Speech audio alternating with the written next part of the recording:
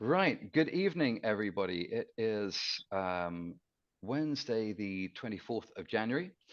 I'm delighted to be hosting a investor update and general discussion on behalf of CleanTech Lithium. It's been a while since we've had really shareholder interaction. Just give We're me half an hour. just going to give it a little bit of time just for some other people to come on to the call. We'll just see for more people to come in. We have about 40. We're expecting about 100.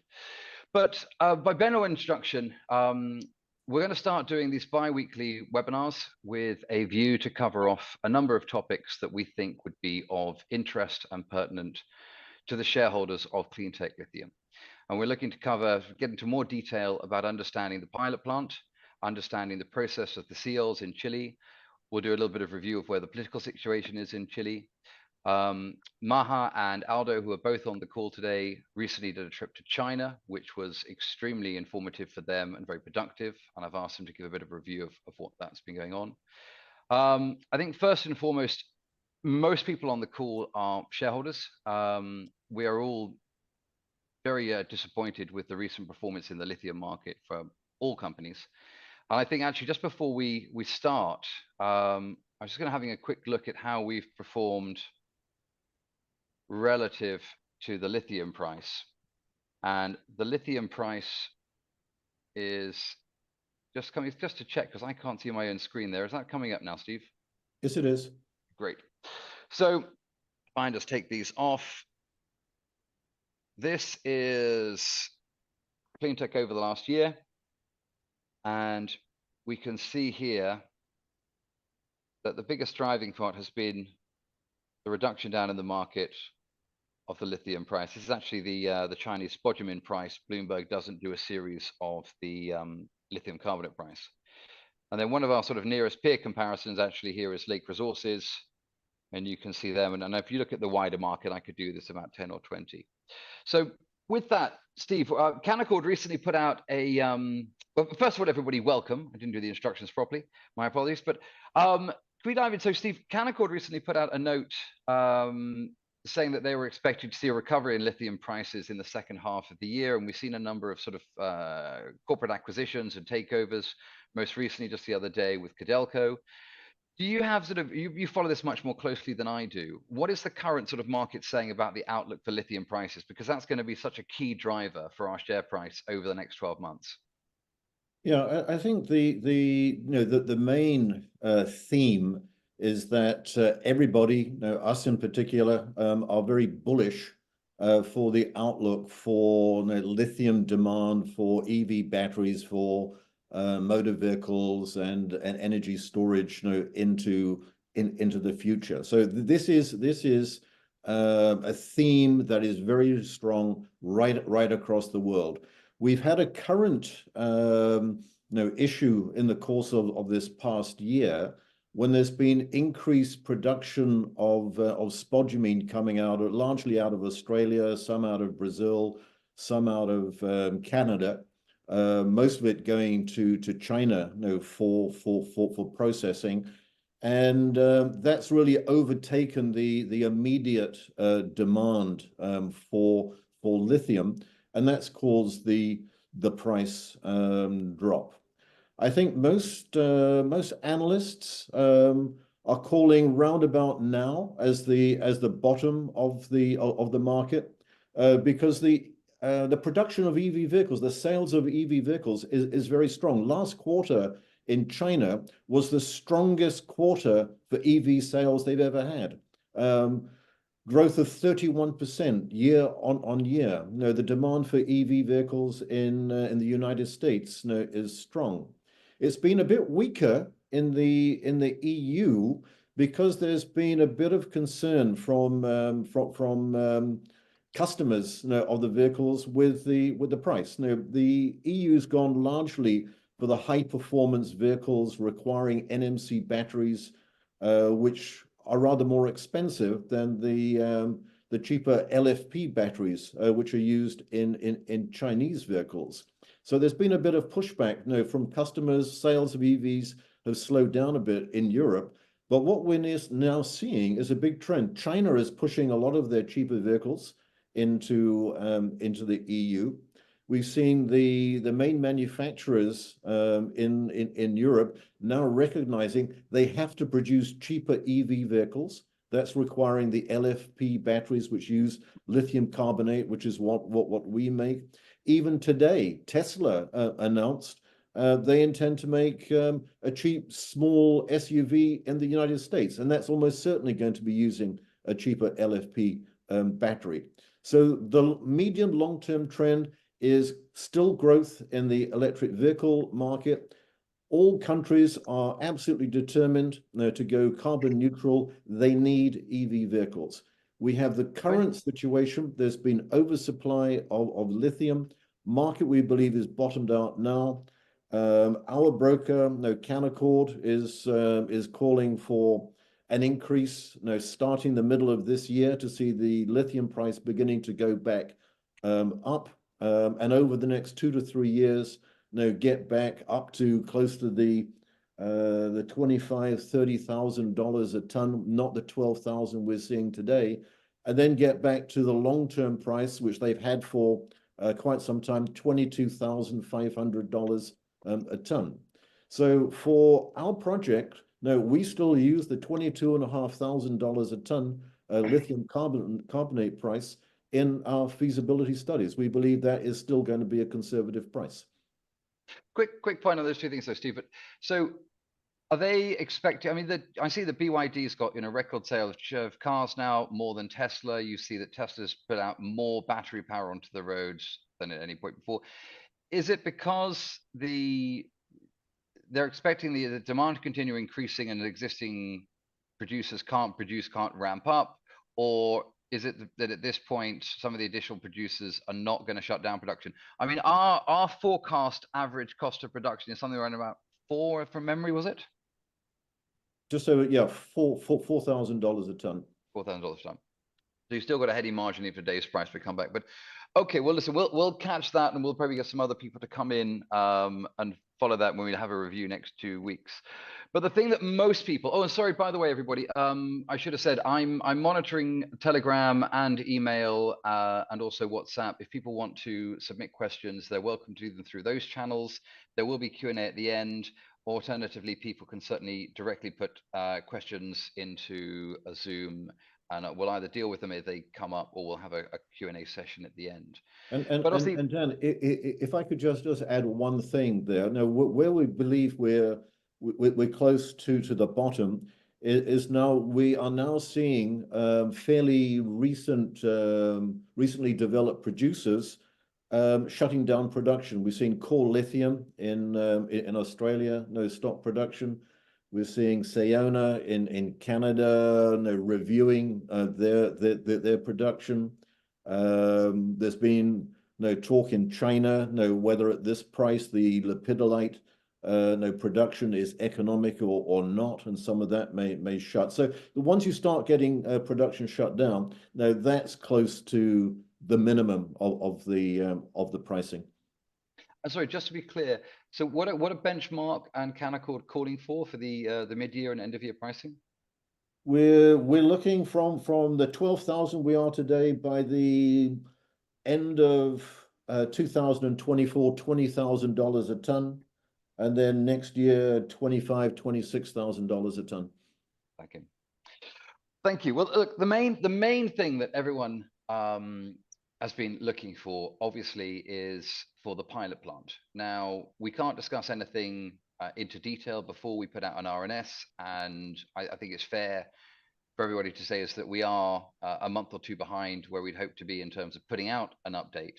But could you and Aldo just give an overview of how things are going, how you're acting, and when we would hope to be able to put out a full operational update for the pilot plant, first of all, and then talk a little bit about what that actually means for the company, what it's going to produce, what the steps are from it fully commissioned to the eluate, to getting the eluate up to Canada, how long until we actually have a product, and then what we'll be actually doing with that product, and how that actually impacts upon the company's future plans. Okay, maybe I'll just give a quick Summary.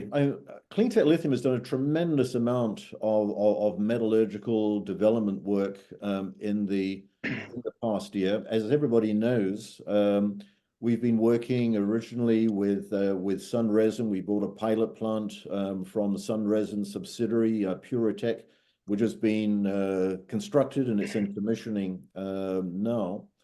But we've seen a lot of development of resins during the course of the past year. There's many companies in China, a number in China, United States, Europe, all looking to see how the technology can be improved. And we want to be up to date with our knowledge of what's happening in the industry. So we've been testing quite a large number of different resins in our laboratory, and we have a small scale pilot plant in our lab in Antofagasta. So we've been getting very good knowledge of the performance of the different resins, their absorption capacity, their elution performance, the selectivity of the resin. And what we're going to be doing is, it's due out early next week, is a review of the metallurgical work we've done, and it'll show very exciting results. I can say that we're very thrilled with where we've got to in terms of an understanding of the best resin to go forward with our pilot plant. And those results, I can't tell you what those results are now. They will be subject of an RNS next week, but we'll have a very comprehensive review of the work we've done, and that'll lead into where we are with the pilot plant. Now, perhaps Aldo is much closer to what work is going on the pilot plant as we speak. Yeah, the plant has been progressing successfully. Like Daniel said, we cannot tell the market right now exactly what's been the current status, but we've been working hard to develop significant amounts of eluate to be then produce lithium carbonate and send it to future offtake agreements, initial quantities, so they could put this lithium in their production lines, assess the quality of the lithium. We assess it too with international labs, as we've done before. The important thing is, as we get a better resin, we need it will have positive impacts on the company over time, both in the OPEX and the CAPEX, and also the output of the pilot plant. There's a large team of people. We've been international consultants working on it. The people who sold us the plant from Belgium came, two times the engineers, and everything is working good. There's been a bit of confusion in some of the shareholder chat rooms. So some people say we have the pilot plant. Obviously, we're going to be doing a ton a month. They thought we're selling. Can you explain? So from getting an announcement, and I don't want to sort of preempt any of that, from the point that the company says we are now fully commissioned, the pilot plant is up and running. Do you just want to explain that, what we're actually producing, that we're going to produce an eluate? It'd be quite good to explain what an eluate is, how long we need to produce before we get enough eluate that we can ship it up to Canada, where we'll be doing the downstream refining, how much lithium carbonate, and then what is the purpose? I mean, just a little bit into who we're going to be sending these samples to, how long, etc., and what that does to progress the company's position in terms of offtake partners and financing, etc. Yeah, the pilot plant has several. It's key to it's the heart of the project in the sense, one, as you rightly say, we'll produce eluate that's a concentrated lithium coming out with an organic resin that takes the lithium out of. Yeah, it's in a liquid form. So we get a liquid. That's several, many times of the original lithium in the brine. Then this is an eluate. Again, the spent brine is sent back to Laguna Verde, Francisco Basin, where we extract it, and we're shipping it back. And that eluate then it's enough to be refined. It's a process that has been working for decades of refining lithium, and it's a chemical process. And we're sending, like other companies, we're working with companies and send it abroad. That lithium then needs to be certificated by a lab, and that will go because it's 99.5% purity, but the remaining impurities is important for the people who are going to be using building batteries, or if they want to assess the lithium like a big trading company, the quality of it. And in the case of battery manufacturers and other industrial uses, they need to assess that lithium. We don't need to send them 1 ton of lithium. We send them smaller quantities initially, and they set up their systems with it. But the very important part is all the work related to the PFS, to the pre-feasibility study being underway by Worley, the energy consumption, the impact on the OPEX, the impact on the CAPEX, if it's fully automatic, if it's not, all those things. I will touch base a little bit of that on our visit to China. Maha can jump in when we saw these technologies and so on working. So Steve, I don't know if you want to add anything. How long, Steve, do you, and does it take to have we have enough eluate to ship to Canada? And how long does it take in Canada before we actually get some end final product that we can then test? Okay, the first thing is to recognize is we need to be able to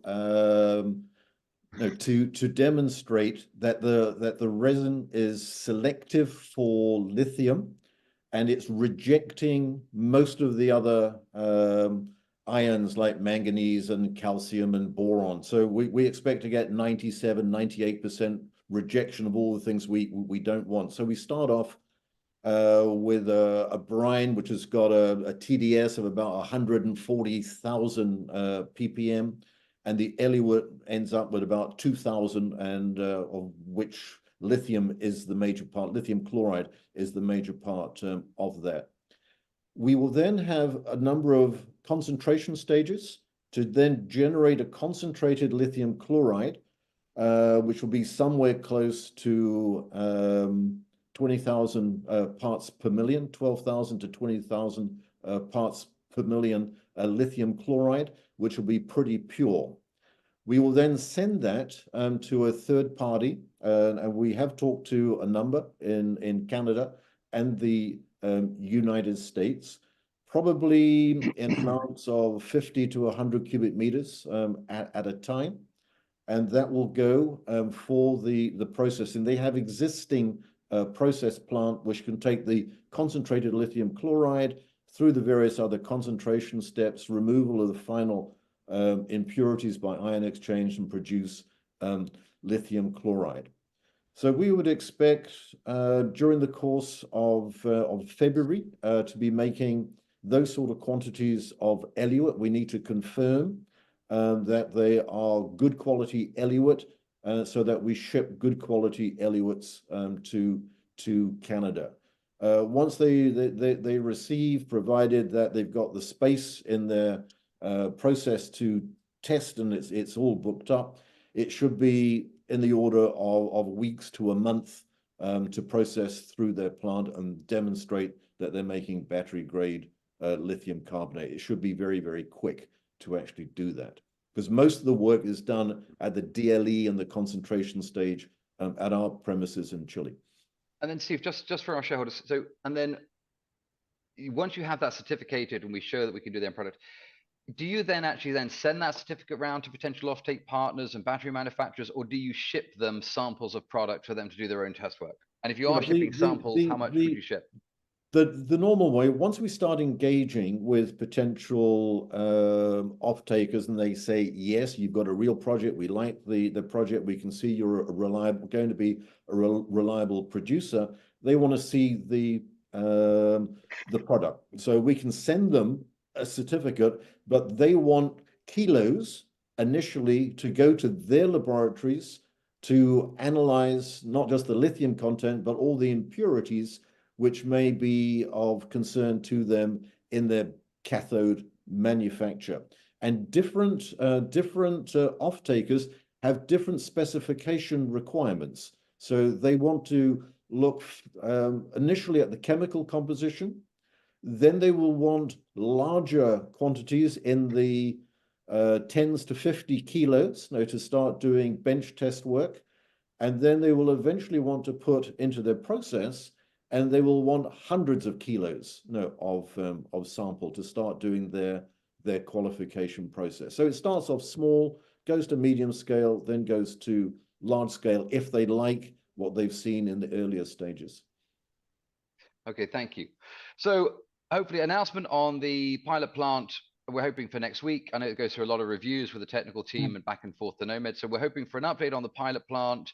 We hope to be in February to have enough quantity of eluate to start shipping it up to Canada and start getting refined product from our assets, from our licenses by about end of March. Would that be fair? Yep, I think that's fair. And don't forget that in parallel, we will be not just using our large scale pilot plant, but we'll be using our small scale pilot plant as a comparison, to make sure that the large one is performing as the small one is doing. Yep. Thank you. Moving, I know. So we put out an announcement that I don't think sort of a lot of people really understood into detail about the trading. About the drilling. And we have just a couple of slides, but I thought it'd be useful just to explain to everybody and just reiterate. We started at 500,000. We are now at 1.8, where we've got to, what the drilling is setting out to doing, whether we're doing step out drilling, whether we're doing some infill drilling, the timeline for the drilling campaign, what we would hope to achieve at the end of it, and how that feeds in. And we'll just maybe spend 5 or 6 minutes on that, and then I will go on to your trip to China, and then we'll talk about seals and then take questions at the end. There are some questions coming in, and we will, but by the way, sorry, if somebody asked if it will be available for recording, it is being recorded, and you will get a link to it afterwards for anyone who needs to drop away. Many thanks. But yeah, Aldo, do you want to just touch on the drilling, and I'll bring up the slides, a little bit of what we've got. Yeah, we're running a very, as always, very aggressive drilling campaign. From one side is to improve the resource, and as we move forward with the de-risking of the project, we'll be moving from inferred resource more into the indicated and measured category, and then eventually it will go into reserves. That's part of the work of the PFS as well. To support the project, as we said in our original scoping study, or people call it preliminary economic assessment. But we're also drilling for the future development of the project on the project running. That's drilling on hydrogeology. We're working with Montgomery Associates, the most important company, is a US-based, Denver-based company, expert on not only on hydrogeology and reinjection, very important things when you talk of the lithium extraction, but also has worked in several PFS and FS and in the lithium triangle. So we're working with them. That we have them on site on the drilling. We have a very sophisticated way of working. We're collecting initial data as we drill. That of every sample, those samples are taken down to the pilot plant, the lab in Copiapó. Within the day, we have a machine in the lab, in the pilot plant. The lab is the pilot plant plus the lab. On the lab in the pilot plant, that tells the amount of lithium. It depends on the grade. We're collecting 1,000 liters, a bin of 1,000 liters of brine to be able to process the brine in the pilot plant for processing brine. So and then we're sending it to international labs in Santiago, and all that will be filling into the market. You can look there in the map. It looks very small though. Oh. Is it? Hang on. I apologize for the pages there. So just to understand this, so do you want to just go? We're now at a resource. We're trying to move a large amount of this into the reserve category. So just want to touch on where we drilled before and where we're drilling now. Yeah, we've been drilling in the four corners of the outskirts of the lagoon, and as we gather more information, and also because of the access, we're drilling some more, again with the input of Montgomery Associates, a very respected company. We have two drills right now drilling simultaneously on a 24/7 shift to be able to finish before the winter closes in. And also we need wells for future work for the reinjection, and only for resource or reserves estimates, as you rightly say. We comply with all the quality assessment, quality control procedures. There's a lot of, also because we're 4,200 meters, with a lot of safety procedures. We have a very high number of hours without stopping any operational conditions because of the way we do things. So yeah, that's what we're doing. You can see the wells there. I am now. I can't see what you can see. Somebody said it's not full screen. On my screen, it is full screen, so I apologize. Yeah, it's just tiny here. Okay, we're doing more use of Teams, so I apologize. We can send around. Are you seeing the map of the yeah. One there? There, yeah, that's a little bit larger. Yeah, LBO3, LBO5, those ones in blue are the ones we drilled before. The ones in green is the current campaign. Mm-hmm. And we're sorry. Yeah, we're doing two. One in the south part of the next to the road, LBO7, and then LB11. It's not letting me. Okay. And so how long are these wells going to take to drill? How soon do we hope to get results back? How soon do we actually have to give information to the market? And what are we hoping to do? How much of this drilling campaign is to convert existing resources to reserves? And how much of this drilling campaign is to increase the overall size of the resource? That's a very, well, we're hoping. Steve, maybe I can cover that a bit. Now, we have 1.8 million tons of resource, of which 1.1 million is in the measured and indicated category. Now, when you do a pre-feasibility study and a feasibility study, under the JORC regulations in Australia, you can only use the measured and indicated category for the development of your mining plan, for this brine, and take it into production. Now, inferred is you think you're going to get it in the future, but you cannot use it as part of your feasibility studies. So this program has got two parts to it. One is to increase the overall resource from the 1.8 million, because from work that we've done in the geophysical work by gravimetry, it shows that the brine resource is deeper than we originally thought, which is why we put out in the RNS, we intend to drill down to 730 meters. So from where we were before, the 450 meters or so, that increase depth will increase the size of the resource.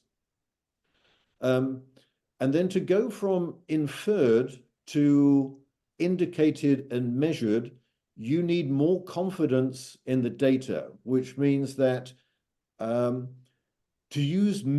have measured category, you need your analyses within a diameter of 1.25 kilometers of the drill hole.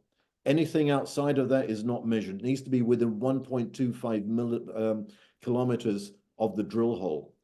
And to be in the indicated category, it's in between the 1.25 and 3 kilometers of the drill hole.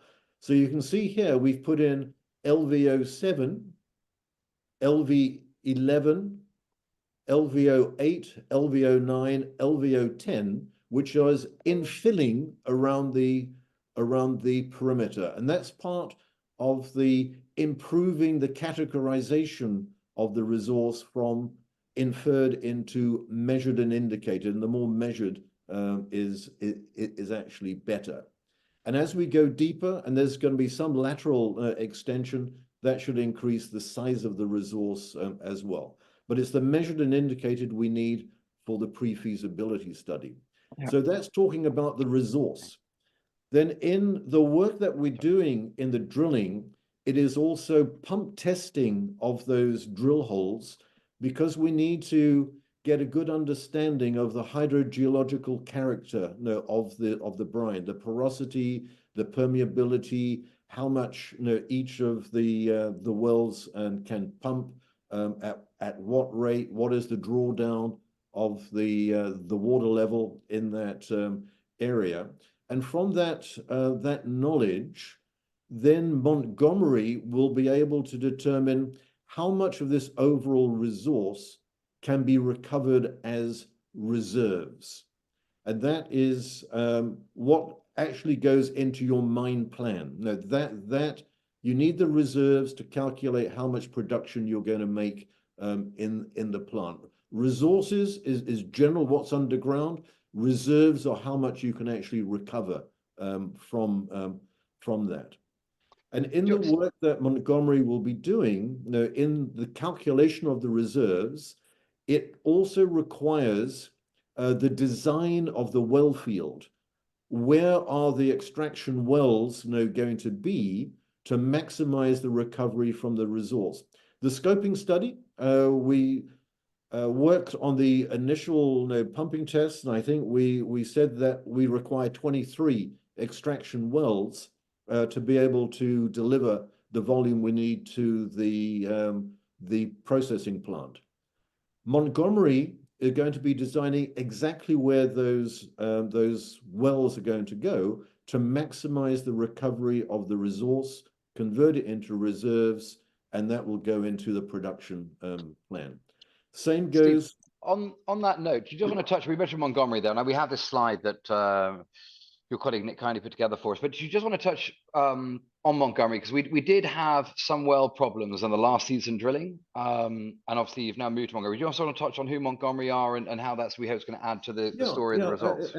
As Aldo said, Montgomery is a US company who are very, very experienced in the development of water well fields. And here in Chile, they've done a lot of work. I used Montgomery at Collahuasi in the design of the well fields for water that we wanted for the project.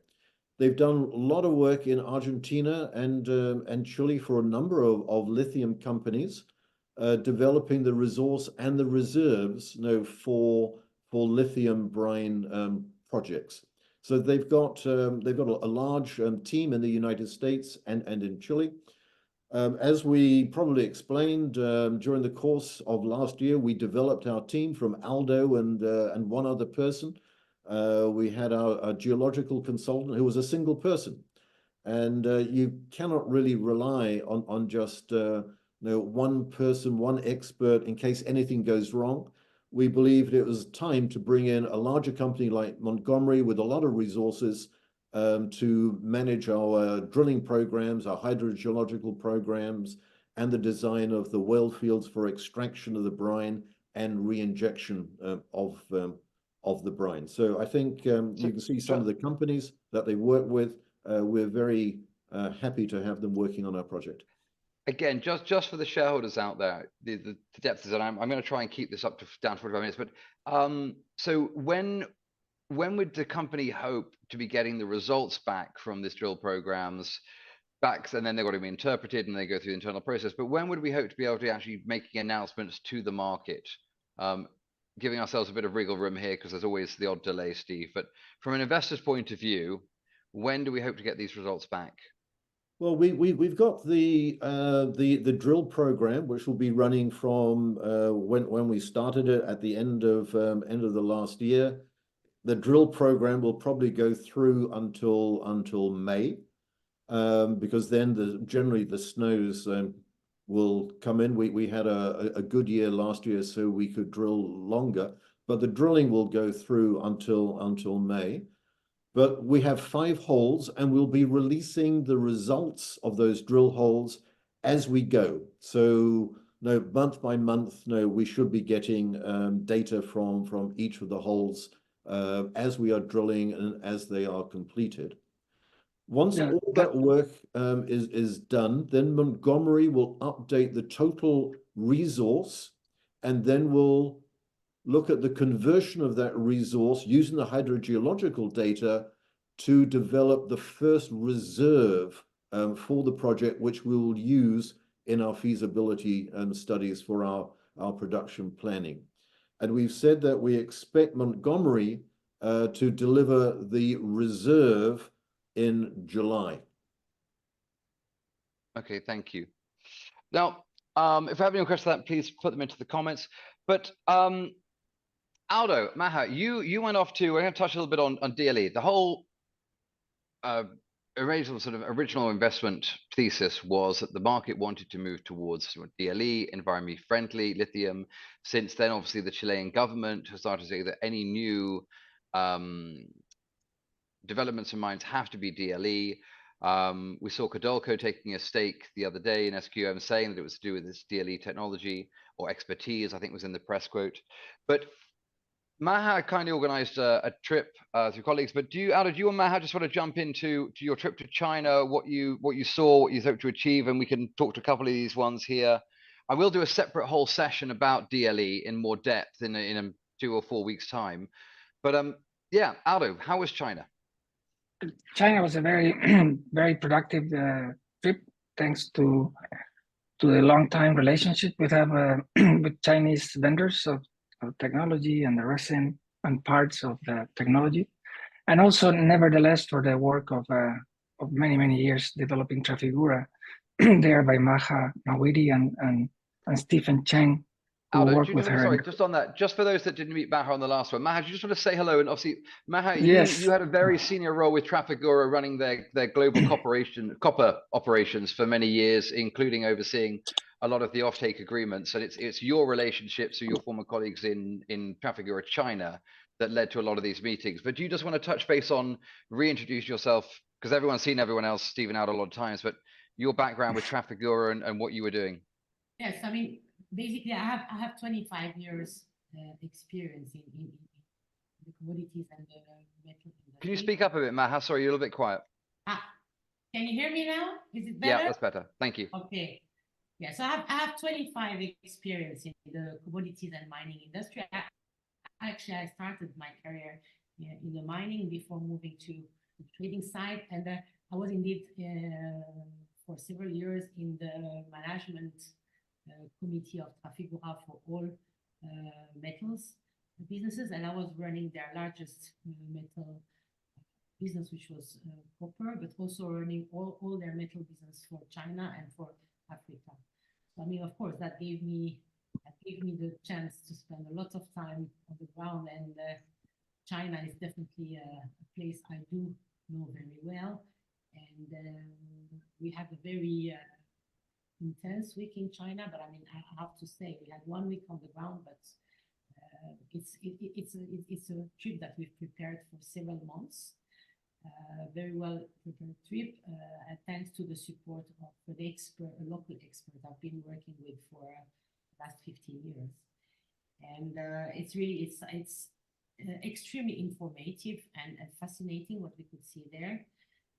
I mean, as I said, we were on the ground. We had the chance to meet 5 DLE technology players, and it was really amazing to see the advancements and developments that were made in the industry, whether in terms of resinas or also in terms of equipments, with new equipments being developed, and all this at a very fast pace. But this is not surprising, on the other hand, that things are moving very fastly there. Because, I mean, as Steve was saying before, I mean, China is certainly a leader when it comes to EV. I mean, just to mention, when we were there, we realized that there are 30 private companies now producing EVs. And the largest one that well known to the world, like BYD, have now multi-billion programs to build, I think, in the last strategic plan, five plants outside China. And on the other hand, China have the most complex brines, very low lithium content and very complex brines. So it is somehow a must for them to move fast and be successful in developing DLE technology. So for us, we met 5 players on the ground, and I think that will definitely support and have a tremendous impact on the metallurgical work that we are we are doing now for the company. So would it be fair to say that the main sort of point of the trip then, Maha, was that DLE's adoption is most widely in China. This allowed you then to meet with other companies with first-hand experience of deploying the technology who are currently using it for lithium extraction, which then allows the company to progress on their plans. I think it's rich for the shareholders to understand what we were doing there. And actually, while the announcement is there was a question. There was a question regarding that of the interchangeability of the resin in a plant, pilot plant or future plant, production plant. And yes, that's one of the reasons we went to see those people who we were working with their resins, their facilities, how they work, their labs, or the engineering they have capacities, and then on the technology itself. So yes, and because we have that ability to be able to change from one resin to the other within our pilot plant and within the future production. Aldo, because I don't want to keep something there. While we'll have an RNS next week updated, I can share, some pictures. This actually, just because people get concerned on the lack of the news flow, this actually is a picture taken from the pilot plant. So, just want to show what the 1, 2, and 3 here are. Yeah, this is a multi-valve system. The brine is fed. There's 30 columns there that contain the resin. It's an absorption with the D process where the resin absorbs the lithium, and then a desorption where you extract the lithium out of the resin, and the resin works. You only need a 5%, a rough number, 5% replacement per year of the resin. And then the spent brine goes one way, and then you can re-inject it if we were next to the ground. In this case, we're taking it back to the place where we extracted. And the eluate that we talked before, and Steve touched in detail, is what becomes the various lithium subproducts, lithium carbonate, lithium hydroxide, and other forms of lithium to be able to send to off-takers, end users, etc. So just to make sure, so people, just here by the green, there's a couple of heads for scale. So this is the pilot plant during the commissioning phase. We will have an update next week, but this actually shows you part of what this is going for. And then this is the size of the R&D center. And then you have these large bladders here in yellow, slightly dusty, but that's where the brine is stored before it gets put into the pilot plant. But that just gives an indication to shareholders of what it actually looks like. And there's a little picture of Steve looking very pensive, alongside our former colleague, looking more like a school teacher there, Jonathan Morley-Kirk. As part of the technical review of the board, went all down to look at the construction of the pilot plant and a view. But I thought it was just nice for shareholders to see a couple of pictures we've got there. I'm going to come back to that in a second. Let me just sort of unshare for one moment. To wrap up on what Maha said, the lithium extraction is happening. It's happening at an industrial scale in China. We saw it, we witnessed, and there's a race, at least with 4 or 5 companies on the various parts, membranes, resin, multi-valve systems, etc., to deploy their systems in the Western world, and they're actively doing so. We can't say more, but it was very impressive. I think what is very important to emphasize again is that the brines in China are very complicated. I mean, our brines in Chile and CleanTech brines are much higher lithium grade and less, let's say, dirty than the Chinese one. And all what is going on in China at the moment with all this very, very fast development on the DLE technology are actually based on the Chinese brines that are much more complicated. And I think it's very important for the shareholder also to realize that. Thank you, Maha, and thank you for taking the time to join us. I know you've been traveling. We will do a whole session on DLE in depth, just more of a sort of a 101 in a future webinar. I'm going to do 5 minutes on the CLs because full of people asking about that, and then I'm going to address some of the questions, and then we'll probably have a very brief one next week once we have the RNS up on where we are. But Steve, Aldo, I don't know which one to take it, but we had some questions asking exactly what is the CL, what's the process, and one of the questions we've been asked is, what is plan B? Do we need a plan B? What happens if they don't get granted? Is there any reason why they wouldn't get granted? And what can your shareholders expect over the next 3, 6, and 12 months in terms of the development and the process of getting the CLs granted? Well, first to remind the shareholders that we submitted the sales because we were encouraged so by the authorities, because we tick all the boxes of what the national lithium policy outlining back in April of last year. Aldo, just to be clear, so you talk to the ministry and whoever your government contacts are, encourage the company to go ahead and put the application Yeah. for the CLs in. So it's an application Yes. for the seal, or? Yeah, it's an application where you agree, you submit to the government based on previous examples, SQM and other Marley lease contracts and Codelco, Seol in Maricunga. You propose a scheme to operate in the future, a geographic area where you're going to extract the lithium, where we hold most of the licenses there. We control those basins, and we apply for them in 100% ownership with us. We're not giving away or making a concession to the government or state-owned government company. We always said we are open to for minority participation of a state-owned company like Enami, and we've held conversations with them, publicly said it.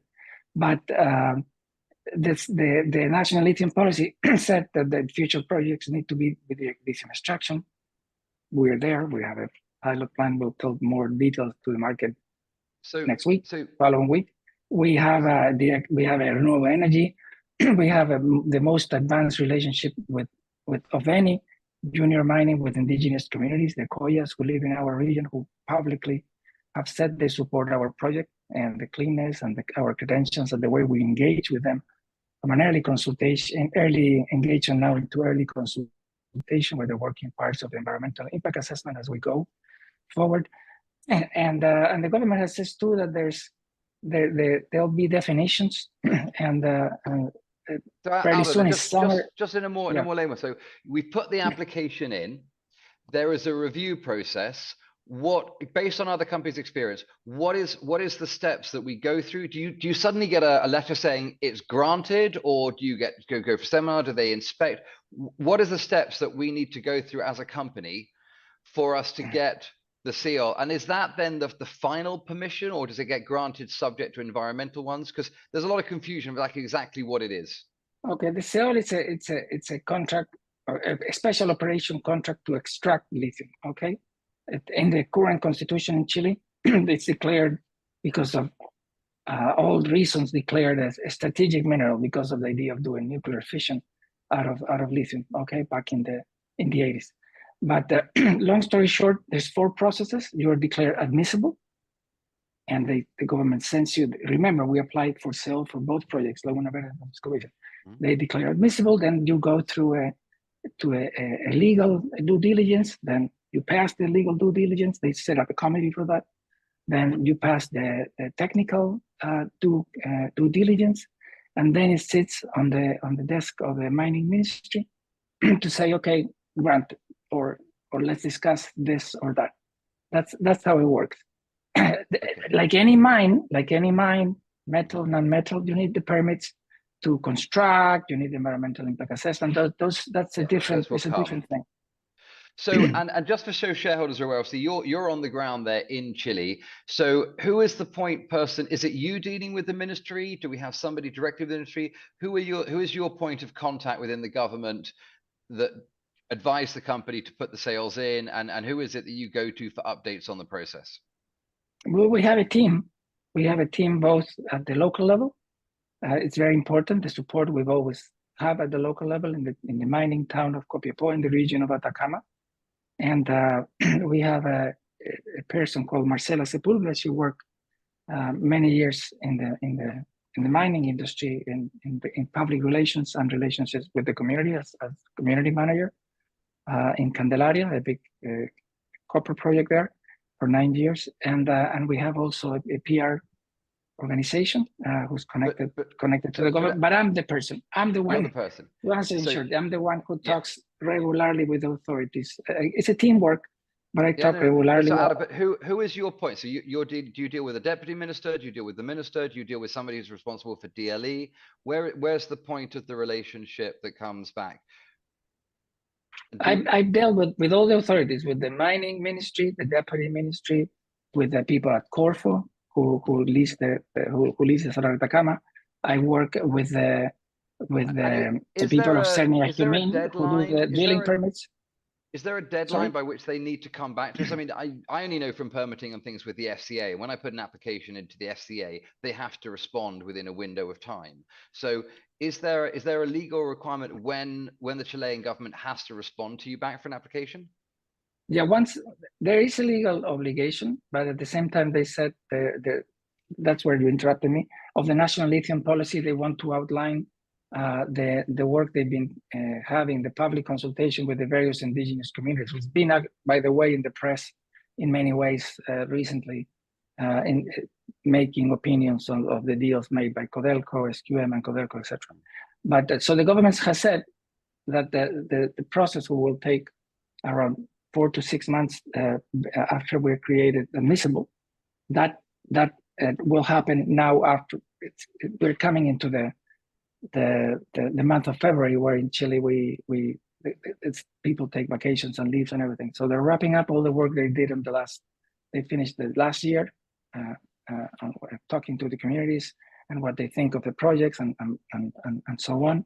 They're wrapping that up, and then they're going to make now a process for us and the companies who follow us and applying for sales and get on the process and the timelines and everything that the process has. But it hasn't started. The clock hasn't started ticking because they're still waiting to check the admissibility of the projects to make sure that there will be no bad opinions from the communities with the projects. That's not our case anyway. I mean, we as the country, completely the opposite. But that's but what you remain from. I mean, you're on the ground there. We're all shareholders. I'm between London and Dubai, but you remain still optimistic on the process. I think the key thing is, it would be fair to say we have no reason to believe that we will not be successful in the application for the seals, and we've been encouraged to do so by the government. Yeah. We've been at the Congress in the Mining and Energy Commission from all sectors of the government. There's an immense pressure to do this well and do this fast and not miss the boat from all over. This is the last 2 years of this government, and all they want is, like all governments, to increase the welfare of Chileans and so on, and investment.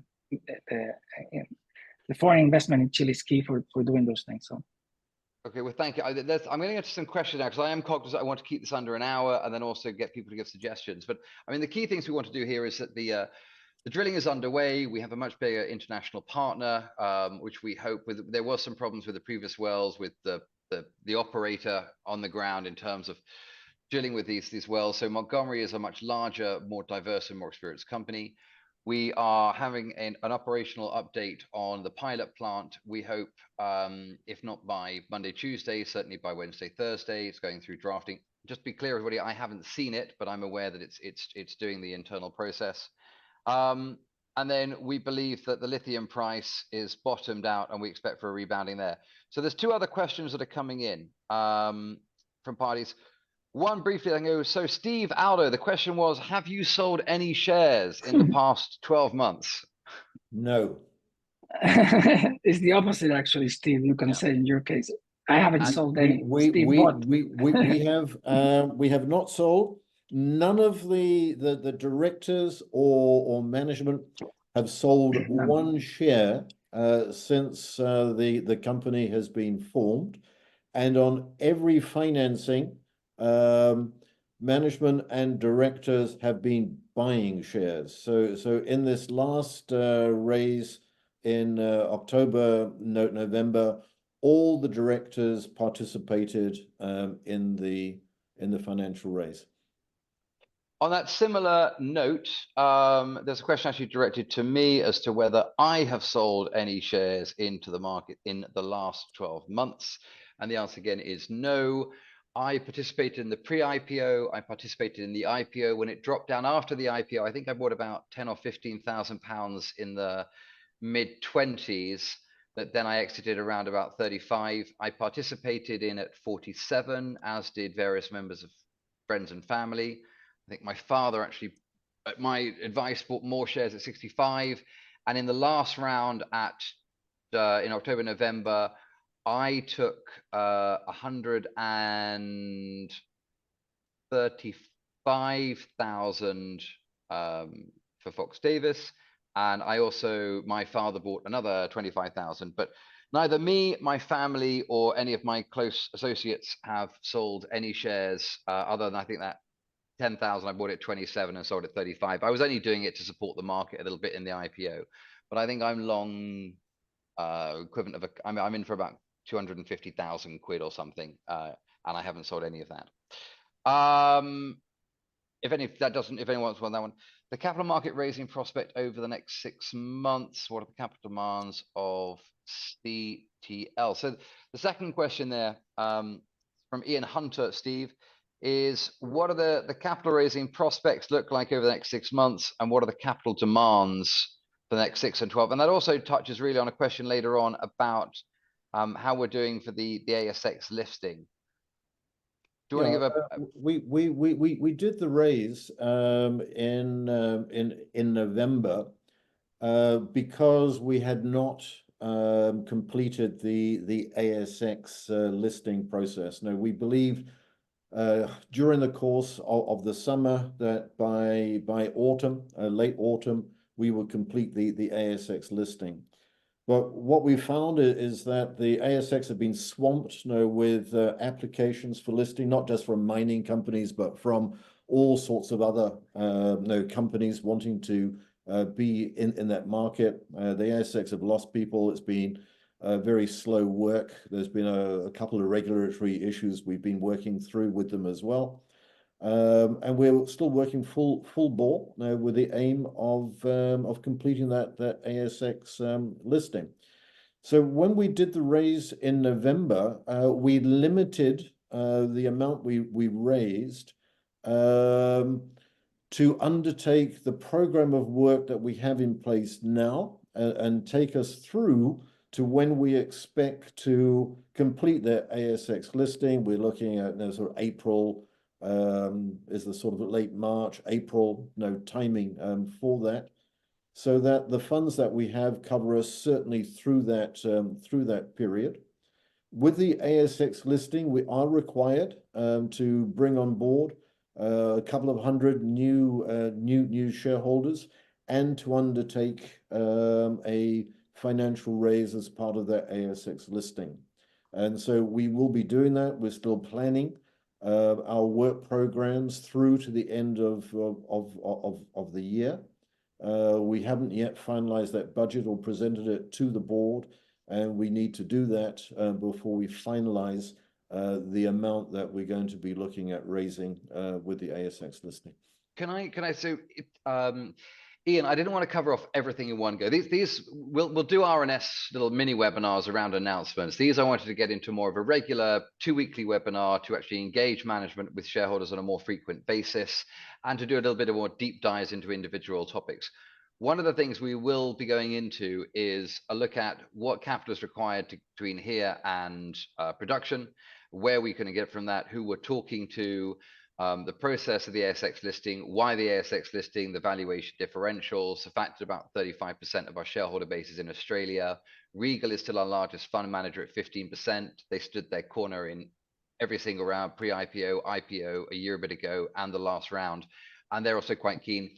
And they also said that they would be very interested in help putting up the equity side of the debt equity overall package for the construction finance, but they would need the company to be on the ASX. So if I may, maybe we cover off the financing in 2 weeks' time, and we can do a deep dive, because I think it's a good 20-30 minutes probably in its own questions. And I did want to do a hard stop. Maha may have to drop off in a second, but Maha, thank you very much for your time. If you need to leave, hopefully we'll see you again in one soon. And also for shareholders, at the next one, we're going to have Tommy join us, who's the new board member, who's in Australia. which again was a requirement for the ASX listing that we had an Australian-based non-executive director. But going down the questions here, quick one. Colin Vaughan is asking, I'm unclear about the relationship between the pilot plant infrastructure and the resin used. There is presumably an input flow migration along hardware that contains the resin and an output flow. Can the resin be changed without significant cost and delay, both for the pilot plant and once production is commenced? Yes. Steve, probably one for you, or Aldo. Yeah, it's easy. It's easy, very easy. It's a separate thing. The resin and the technology from the hardware is different. You just change it. So Aldo, so I think the question is how often would you change the resin? I said it briefly. You need 5% replacement over a year. Over a year. Okay. Yeah. And if you were using one resin and somebody came up with a much better resin, which in test would do one, it's not a major job to just empty the canisters and replace all the resin if you wanted to. And Dan, I can answer that. I started my career as a hydrometallurgist with Rossing Uranium, and I ran the ion exchange plants there, which is a very large plant. Part of my job was to regularly test all the resins that were being developed and deciding which ones we should be buying. You don't have to replace the whole lot. If there's a better resin, each time you buy resin, you buy the better type and just add it to what you've got. You can mix resins; they don't have to be separated. Thank you. Next one with Dominic Redfern was saying that it's just making the point that the well spacing won't just be optimized for reserve resource building. That it's asking the question: it will have an operational and soil condition overlay as well. Well, the wells we are drilling, apart from getting information on the lithium content, it is hydrogeological information, which is an understanding of the lithology of the aquifer we're going through, the permeability, the porosity, the pumping characteristics, and all of that will be used in the design of the extraction wells. Excellent. We'll come back. And then Alexander, who was asking the question about the seal, saying, is there, I think the thing here, Alexander, is to be clear, any mine needs a permit. There wouldn't really be a permit, a plan B. You would engage with the government. He's asking, what is the plan B if they're not granted? And you're saying that's for the first time a private company, but that's not correct, because the sales have been granted to other companies. It'll be the first new one in a while, but the government is committed to increasing lithium production. So that will involve, and it's committed to bringing in more diverse players and also more smaller players. So that commitment publicly is there to issue new sales. I can never think the pronunciation properly. But Aldo, do you see any circumstances whereby we wouldn't be granted the sale? My understanding was it's a process by which we go through. It's the process. Yeah, no, the government has said it a million times. They want the private sector to come in. They want to create incentives for them to come. There's immense pressure from all sectors, all politicians sectors, including the government parties, to fast track this. And they said, okay, we want to do it right. We outline this policy. You guys tick all the boxes. They see us as a successful deployment of the success story of the national lithium strategy. And then they said, okay, we need to just wrap up what we started, the conversations with indigenous communities and various studies, and then we'll go forward with it. So, I just should have said the image behind Aldo, by the way, that is our license, that is our property. Which one is that, Aldo? Just behind your head. That's Laguna Verde. That's Laguna Verde. Laguna Verde. That is Laguna Verde. Yes. Amazing colors it's got. And Dominic Redfern's also asking the point that now we sort of champion DLE. How does that position you with the government in terms of advising on more DLE and potentially in terms of an ambassador for the technology in the country? Sorry, you blipped. I lost you. Sorry, the question was, obviously you're an early adopter and proponent of DLE, and now the government is saying is that they want anything new with Albemarle and SQM to move that. how does that position you? I mean, are you having other conversations with the government around DLE technology partners? I mean, I know that you had a big delegation from Sunresin down recently with the board meeting. I know for a fact you've arranged meetings between technology partners and the government, but it's just for you to maybe reiterate. Yeah, when I co-founded the company in 2017, back then, I engaged with various vendors and partners around the world on direct lithium extraction, and we've been constantly talking to the government. In part, the requirement of future projects being direct lithium extraction is part of our relationship with the government. We offered the small-scale plant that we have operating, and now the pilot plant, who you'll have news very soon, to work with brines of those projects with the government, and then the authorities to visit, the indigenous communities have visited. Yeah, it's not new. You said early adopters. It's been used in live in Argentina. Use a resin to extract the lithium out of Hombre Muerto, a big play that produced 20,000+ tons per year production. And Steve can say that in other industries, like uranium industry, it's used too. But yeah, the fact that all projects need to be like this, we've been asked how we work. We're working with the local university, Universidad de Atacama, the oldest mining school of Chile. I'm not sure if Latin America, but Chile at least. And we're working there and trying to expand the knowledge for us in the future, for people who will want to work for us and for the industry in general. So we're advocates. We're active advocates of the technology. I was actually going to try and keep this under an hour's running on, so I will wrap up. But I think I want to just reiterate the main messages. One, we are aware that we've been a bit at fault in terms of not getting an update, but I know that Aldo has been putting in a 6- and 7-day week on the ground in Chile. The board was all down. There's an awful lot of activity going on in the background, and some of it was sensitive to timing. I think it's fair to fess up. We are a couple of months late on the pilot plant.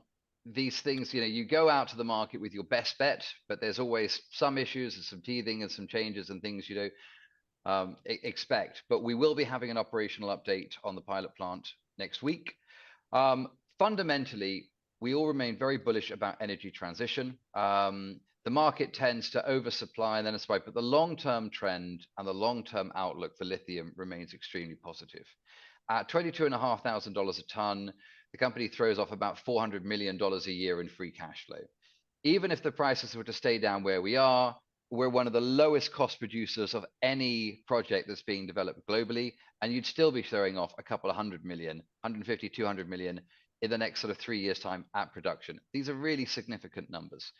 We maintain the advantages of being one of the few companies that own 2 entire basins. That gives the company a great deal of flexibility for re-injecting the brine. We have infrastructure right up to our assets. We have power right up to our assets. Well, 2.5 kilometers on one, 60 on the other, but in mining terms, 60 kilometers is really not very much at all. We maintain excellent relationships on the ground with the government. Aldo, just doesn't talk about it, but Aldo's been in country and done a lot of renewable projects and had long-standing relations with the governments going back now 15 to 20 years. We have some very significant Chilean shareholders on the register who were seed investors. Neither the management nor I as broker sold anything. I've got my entire network and core investors in, and I remain committed to the story. We're going to try and do these every 2 weeks. We're going to try and do, if there's an RNS, we'll talk about the RNS. If not, we'll choose 1 or 2 key topics to get into a deeper dive, really to just try and help the shareholders who ultimately own the company understand better the process and to better inform them to have expectations of what and the timings will be over the next 3 or 6 months.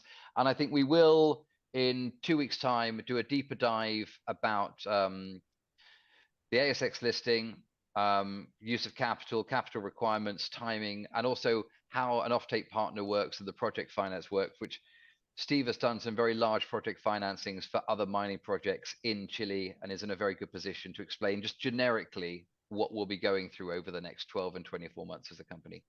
If anybody has any further questions or suggestions, please, for the webinars, do please email me at just daniel@fox-davies.com. This webinar will be available, I think, in about half an hour to an hour once Zoom's done it. It'll be available to everybody who attended, and I will put it up on Telegram, the Twitter site, and send it out to our universe as well. And with that, there's no further questions. Steve, Aldo, and to Maha's left, thank you very much indeed. And we look forward to getting the update on the RNSs sometime in the first half of next week, we hope. Okay. Thanks Thanks everyone. everybody. Bye-bye. Thanks, Dan. Bye.